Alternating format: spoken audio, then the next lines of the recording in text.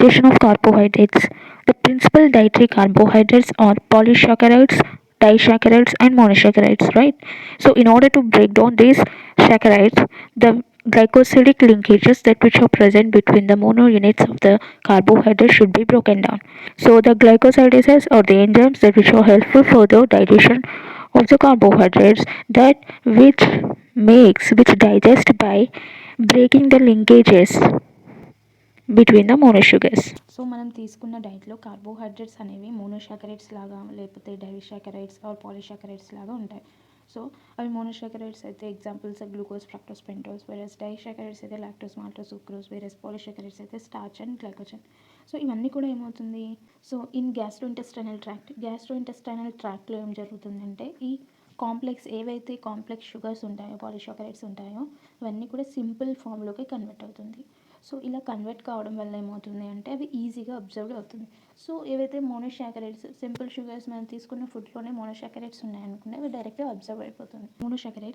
మోనోసాకరైడ్స్లో వచ్చేసి glucose, galactose, fructose ఇక్కడ structures ఇచ్చారు. సో మోనోసాకరైడ్స్కి ఎగ్జాంపుల్స్ అంటే glucose, fructose and also galactose. So ఇవన్నీ simplest form of the sugars. So ఇంకా ఇవేమి డైజెస్ట్ కానవసరం లేదు, డైరెక్ట్గా అబ్జర్వ్ అయిపోతుంది మన బ్లడ్లోకి. నెక్స్ట్ వచ్చేసి డైసాకరైడ్స్లో examples sucrose, lactose, maltose. So ఇవన్నీ కూడా సూక్రోజ్ అంటే combination of glucose and fructose, whereas lactose వచ్చేసి గెలక్టోస్ అండ్ గ్లూకోజ్, వేరే మాల్టోస్ వచ్చేసి గ్లూకోజ్ అండ్ గ్లూకోజ్. సో ఈ మోనో యూనిట్స్ తోటి కంబైన్ అయింది. సో గ్లైకోసిడిక్ లింకేజ్ ద్వారా అవి రెండు మోనో యూనిట్స్ కూడా కంబైన్ అవుతుంది. మనం క్లాసిఫికేషన్లో చూసాం కదా. సో ఇలా ఎప్పుడైతే బాండ్ అవుతుందో ఈ బాండ్ బ్రేక్ చేయడం వలన ఈ మోనో యూనిట్స్ అనేవి సో అవి రెండు కూడా ఫ్రీ అయిపోతాయి. సో ఎప్పుడైతే ఈ గ్లైకోసిడిక్ లింకేజ్ బ్రేక్ అవుతుందో అవి కూడా అప్పుడు ఏమవుతుందంటే మనకి 2 సెపరేట్ మోనోషుగర్ యూనిట్స్ అనేవి ఫామ్ అవుతుంది. ఈజీగా మన బ్లడ్లోకి కలిసిపోతుంది, అబ్జర్వ్ అయిపోతుంది. సో ఈ ప్రాసెస్ మనం ఏమంటామంటే డైజెషన్ అంటాం. సో ఈ ప్రాసెస్లో మనకి చాలా ఎంజైమ్స్ అనేవి హెల్ప్ఫుల్ అవుతుంది. సో అవి ఏమిటో, so what are the enzymes that which are helpful for the digestion అది చూద్దాం. Coming to the condensation. So condensation is slightly opposite to the digestion. డైజెషన్లో బ్రేక్ డౌన్ అవుతుంది బాండ్ అనేది, వేరేస్ కండెన్సేషన్లో మనకి బాండ్ అనేది ఫామ్ అవుతుంది. సో ఇప్పుడు మీరు ఇక్కడ అబ్జర్వ్ చేసినట్లయితే glucose and fructose get combine together leading to formation of the disaccharide which is sucrose. So in order to form the sucrose, glucose want to lose the hydrogen atom, whereas fructose want to lose the hydroxyl group. This leads to the elimination of the water, and where this oxygen and this carbon get combined. If you see here, you can get it. So they get bonded with this. So glycosidic linkage is get formed between the glucose and fructose. So this leads to the formation of the sucrose. So digestion is totally different from the condensation. So in order to digest, we have to break down these glycosidic. Condensation, the process goes in this manner, starts from here and ends at here. Whereas in hydrolysis, in the condensation process, మీరు హైడ్రోలైసిస్లో చూసినట్లయితే ఇక్కడ నుంచి start అవుతుంది, ఇక్కడ end అవుతుంది in hydrolysis. So కండెన్సేషన్లో start అయ్యేది ఇక్కడ process, ఇక్కడ గ్లూకోజ్ గ్లూకోజ్ కానీ మనకి ఒక గ్రూప్ హైడ్రోజన్ లాస్ చేసి ఇంకో గ్రూప్ హైడ్రోక్సిల్ గ్రూప్ లాస్ కావడం వల్ల వాటర్ ఎలిమినేట్ కావడం వల్ల మనకి ఇక్కడ ఫామ్ అయింది. అదే హైడ్రోలైసిస్లో ఏమవుతుంది అంటే ఎప్పుడైతే they get combine with the water తోటి రియాక్ట్ అయినప్పుడు మనకి ఇవి సపరేట్గా ఫామ్ అయిపోతుంది. So this is the difference between the condensation and hydrolysis. So మనకి డైజెషన్ ప్రాసెస్లో ఇన్వాల్వ్ అయ్యేది ఏంటి అంటే hydrolysis, not the condensation, right? This is the structure of the amylose which is a part of the starch. So where the starch consists of amylose and amylopectin, right? Next, in the polysaccharides we have starch, cellulose, glycogen. So this is the structure of glycogen. So the digestion of carbohydrates occur in mouth, stomach and small intestine. Okay, first digestion in mouth. So ఎప్పుడైతే మనం food తీసుకుంటామో మన మౌత్లోనే start అయిపోతుంది carbohydrates యొక్క digestion అనేది. So ఎప్పుడైతే మనం food తీసుకొని నములుతామో అప్పుడు ఏమవుతుంది అంటే మన ఫుడ్ అనేది సలైవా తోటి మిక్స్ అయిపోతుంది. సో ఆ సలైవాలో చాలా ఎంజైమ్స్ ఉంటుంది.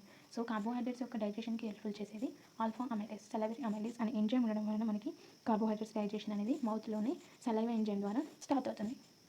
Action of salivary amylase, so it is alpha amylase. So salivary అమైలేస్ని ఏమంటారు అంటే alpha amylase. It requires the chloride ions. So దానికి యాక్టివేషన్ కోసం దానికి క్లోరైడ్ అయాన్స్ అనేవి అవసరం పడుతుంది. And it become active and required pH is 6.7. So ఈ pH అండ్ క్లోరైడ్ అయాన్స్ ఉన్నప్పుడు ఇది యాక్టివ్ అవుతుంది. Salivary amylase hydrolyzes alpha-1,4 glycosidic bonds of polysaccharides producing smaller molecules like dextrine, maltose, maltotriose and glucose. So salivary amylase అనే enzyme polysaccharides పైన act చేస్తుంది. So పాలీసాకరైడ్స్లో ఉండే alpha 1,4 linkages ఉంటుంది కదా, glycosidic linkage. So వాటిని బ్రేక్ చేస్తుంది. So దాని ద్వారా dextrin, maltose, maltotriose and glucose form అవుతుంది. salivary amylase action stops in the stomach at low pH. So salivary amylase అనేది ఎప్పుడు స్టాప్ అవుతుంది అని అంటే స్టొమక్లో స్టాప్ అయిపోతుంది. ఎందుకు రీజన్ అంటే ఎక్కువ యాసిడిటీ ఉంటుంది. సో యాసిడిటీకి ఆ ఎంజైమ్ తట్టుకోలేదు. సో అది స్టాప్ అయిపోతుంది. దాని యాక్టివేషన్ అనేది స్టాప్ అయిపోతుంది. Glycogen molecule. So glycogen molecule అనేది పాలిసాకరైడ్. సో ఎప్పుడైతే పాలిసాకరైడ్ మీద ఆల్ఫా అమైలేస్ యాక్ట్ అవుతుందో saccharides like dextrin, isomaltose, maltotriose. So ఇవన్నీ కూడా ఫామ్ అవుతాయి products. Next coming to digestion in stomach. No carbohydrate splitting enzyme in gastric juice. So ఇలాంటి enzyme అంటే కార్బోహైడ్రేట్ని హైడ్రోలైజ్ చేసే ఎంజైమ్ కూడా ఏది స్టొమక్లో లేదు. Some dietary sucrose may be hydrolyse to the equimolar amounts of glucose and fructose by HCl. So స్టొమక్లో ఎలాంటి enzyme అనేది ఉండదు కార్బోహైడ్రేట్స్ని డైజెస్ట్ చేయడానికి. కాకపోతే HCl అనేది ఎక్కువగా ఉంటుంది. Next coming to digestion in small intestine. So duodenum. So food bolus in duodenum mixes with pancreatic juice. So if you observe picture, food అనేది ఇక్కడ నుంచి ఇక్కడికి వచ్చేస్తుంది. సో ఇక్కడ ప్యాంక్రియాటిక్ జ్యూస్ ఉంది కదా, దీంతో కంబైన్ అవుతుంది, రైట్. సో ఫుడ్ బోలస్ అనేది ఇలా వస్తుంది. సో డియోడినంలో కూడా ఫుడ్ మూవ్ అవుతుంది కదా, సో అక్కడ డైజెషన్ అనేది జరుగుతుంది. ఎప్పుడైతే ప్యాంక్రియాటిక్ జ్యూస్ ఈ ఫుడ్ తోటి కంబైన్ అవుతుందో, so the pancreatic juice contain the pancreatic amylase similar to the salivary amylase. So food bolus ఎప్పుడైతే డియోడినంలోకి వచ్చేసిందో ప్యాంక్రియాటిక్ జ్యూస్ తోటి మిక్స్ అయిపోతుంది. ఈ ప్యాంక్రియాటిక్ జ్యూస్లో ఏముంటుంది, ప్యాంక్రియాటిక్ అమైలేస్ అనేది ఎంజైమ్ ఉంటుంది. ఈ ఎంజైమ్ ఏం చేస్తుంది, similar to the salivary alpha amylase. So దాని మాదిరిలాగానే ఇది కూడా డైజెషన్లోకి హెల్ప్ఫుల్ అవుతుంది. సో ఎలా యాక్ట్ చేస్తుంది, so it is an alpha amylase same as the salivary amylase. pH it is active at the 7.2 whereas salivary amylase 6.7, right. So requires the chloride ions. So దీనికి కూడా active ఫామ్లో ఉండాలి. Activation కావాలి అంటే దీనికి chloride ions తప్పనిసరి ఉండాలి. It specifically hydrolysis alpha 1,4 glycosidic linkage not on alpha 1,6 bond. So ఈ ప్యాంక్రియాటిక్ అమైలేస్ ఉంది కదా, ఇది అనేది ఓన్లీ స్పెసిఫిక్గా ఆల్ఫా 1,4 లింకేజెస్ ఉన్న కార్బోహైడ్రేట్స్ మాత్రమే బ్రేక్ చేస్తుంది. It produces disaccharides like maltose, isomaltose and oligosaccharides. ఎప్పుడైతే ప్యాంక్రియాటిక్ జ్యూస్ వీటిపైన యాక్ట్ చేస్తుందో స్టార్చర్ గ్లైకోజన్ పైన, they get converted into the two products. They are మాల్టోసే కానీ ఐసోమాల్టోసే కానీ అండ్ ఒలిగోసాకరైడ్స్. సో ఈ డైసాకరైడ్స్ అనేవి ఈ 2 డైసాకరైడ్స్ అనేవి ఫామ్ చేస్తుంది. Pancreatic amylase and salivary amylase రెండు కూడా ఐసో ఎంజైమ్స్. సో అవి రెండు సేమ్ ఉంటుంది. సో ఆ రెండు ఎంజైమ్స్ యాక్టివేషన్ కూడా క్లోరైడ్ అయాన్స్ అనేవి అవసరపడుతుంది. And they are only differ in their optimum pH. Okay. Action of alpha amylase. salivary and pancreatic alpha amylase ఎప్పుడైతే స్టార్చ్ పైన యాక్ట్ చేస్తుందో maltose and isomaltose and trisaccharide and larger oligosaccharides and dextrins. So ఇవన్నీ కూడా form అయ్యాయి. Digestion in small intestine upper jejunum. Digestion of carbohydrates mainly takes place in the small intestine by the pancreatic amylase as the food stays for a longer time in the intestine.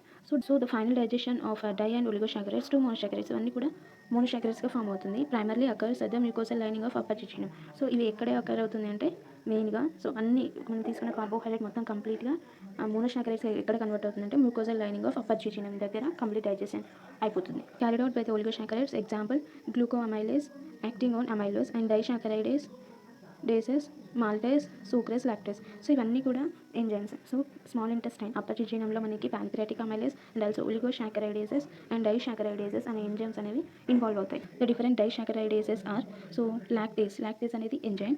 So it is beta galactosidase. So ఇది beta galactosidase enzyme. So lactose is hydrolysed to glucose and galactose. Isomaltase is the enzyme.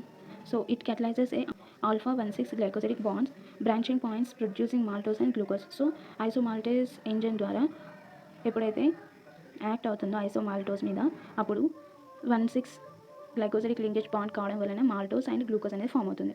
మాల్టేస్ ఎప్పుడైతే maltose మీద act అవుతుందో alpha 1,4 లింకేజ్ని break చేయడం వలన glucose units 2 glucose units అనేది form అవుతుంది. And సూక్రేజ్ అనేది sucrose పైన యాక్ట్ చేసి హైడ్రోలైజ్ చేస్తుంది. సో దీని ద్వారా గ్లూకోజ్ అండ్ ఫ్రక్టోజ్ అనేది ఫామ్ అవుతాయి, మోనోషుగర్స్. సో ఇలా different disaccharidases and monosugars are get formed in the small intestine. So in detail, if you see the digestion of carbohydrates, 2 types of enzymes are important for the digestion of carbohydrates. They are amylases. So amylases and also disaccharidases. So these amylases convert the polysaccharides to disaccharides, right. So mouth lo chusam, mouth lo polysaccharides అనేవి convert అవుతుంది. డియోడినంలో polysaccharides అనేవి oligosaccharides and ఐసోమాల్టేస్ disaccharides form అయ్యాయి. So దీంట్లో వచ్చేసి మనం చూసాం కదా salivary and pancreatic amylase. So disaccharides అనేది ఫామ్ అవుతుంది. where disaccharides convert disaccharides to the monosaccharides which are finally observed. So ఈ డైసాకరైడేసెస్లో మాల్టేస్, సూక్రేస్, లాక్టేస్, ఐసోమాల్టేస్ ఈ ఎంజైమ్స్ అనేవి డైసాకరైడ్స్ పైన యాక్ట్ చేసి మోనో షుగర్స్ ఫామ్ చేస్తుంది. సో ఇక్కడ ఫామ్ అయిన డైసాకరైడ్స్ని ఇక్కడ కన్వర్ట్ అవుతుంది. సో ఇక్కడ జిజినంలో డైజెస్ట్ అవుతుంది. సో ఈ డైసాకరైడేస్ అనే ఎంజైమ్స్ ఎక్కడ ఉన్నాయి? స్మాల్ ఇంటెస్టైన్, జిజినంలో. సో ఈ స్మాల్ ఇంటెస్టైన్లో మౌత్ అండ్ డియోడినంలో ఫామ్ అయిన డైసాకరైడ్స్ అనేవి by the action of amylases small ఇంటెస్టైన్లో ఉన్న డైసాకరైడ్స్ ద్వారా ఈ డైసాకరైడేసెస్ ద్వారా డైసాకరైడ్స్ అనేవి మోనోషుగర్స్గా ఫామ్ అవుతుంది in the small intestine. Okay.